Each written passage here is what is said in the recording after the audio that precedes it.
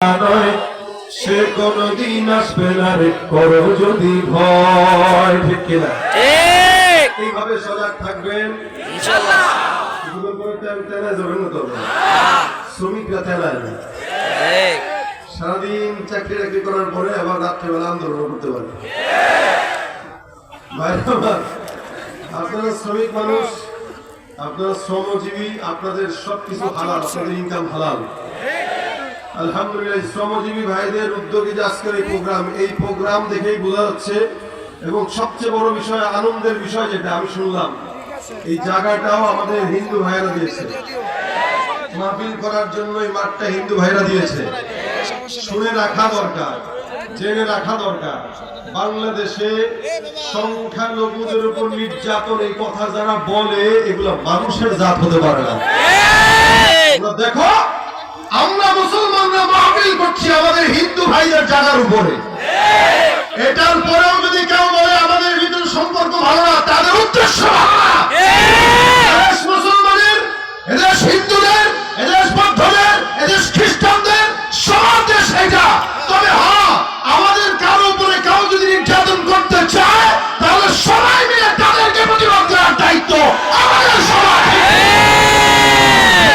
দায়িত্ব আমাদের। এদেশের মুসলমান, হিন্দু, খ্রিস্টান, বৌদ্ধ মিলেমিশে কাজ করে। আমাদের ভিতরে সম্পর্ক খারাপ নেই। আমাদের ধর্মের পরিচয় ভিন্ন, আমাদের জান্নাতের পরিচয় ভিন্ন, ইসলামের পরিচয় ভিন্ন, দলের পরিচয় ভিন্ন, কিন্তু এই যে সবার হিসেবে আমরা একই কাঁধে কাঁধ মিলিয়ে সবাই থাকবো। ঠিক কিনা ধরে করে? এক ইঞ্চি মাটি নিয়ে যদি কেউ কোনোদিন চক্রান্ত করে, হিন্দু মুসলমান ইহুদি খ্রিস্টান সবাই মিলে সেই চক্রান্ত ঘুরিয়ে দেওয়া আমাদের দায়িত্ব। ঠিক কিনা বলেন? এটা মিডিয়ার মাধ্যমে তাদের জেনে রাখা উচিত।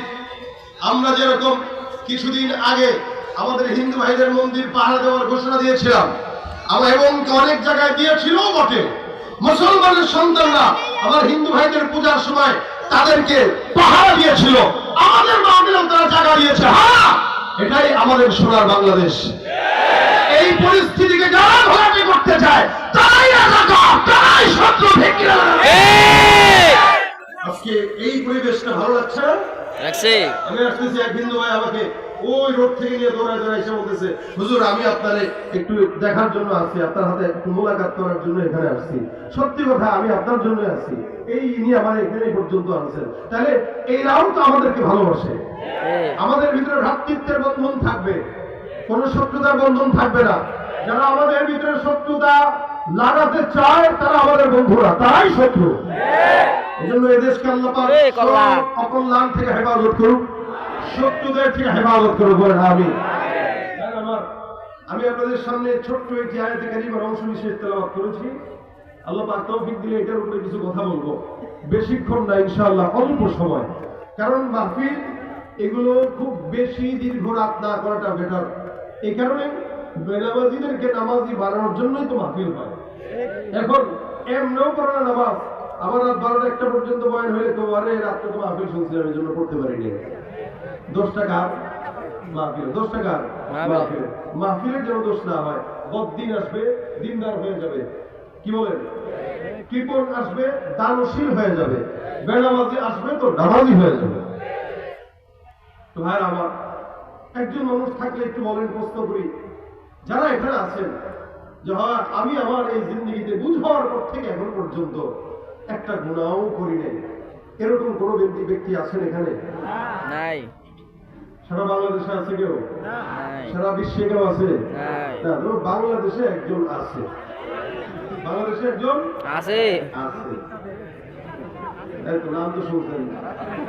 আমরা কতদিন আগে একটা ইউটিউবের ভিডিওতে দেখেছি, আব্দুল লতিফ সিদ্দিকী আসলে কাযযাবী।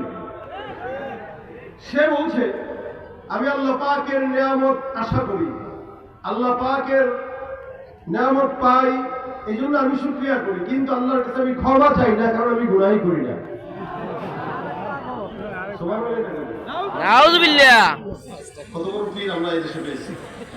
হ্যাঁ, পীর আউলিয়ার দেশ এটা। মাথার সমস্যা আছে। লতিফ সিদ্দিকীর মতো পীরদের দেশ। মাথার সমস্যা আছে ভাই, দাড়ি একটু রাখলেই পীর হওয়া যায় না।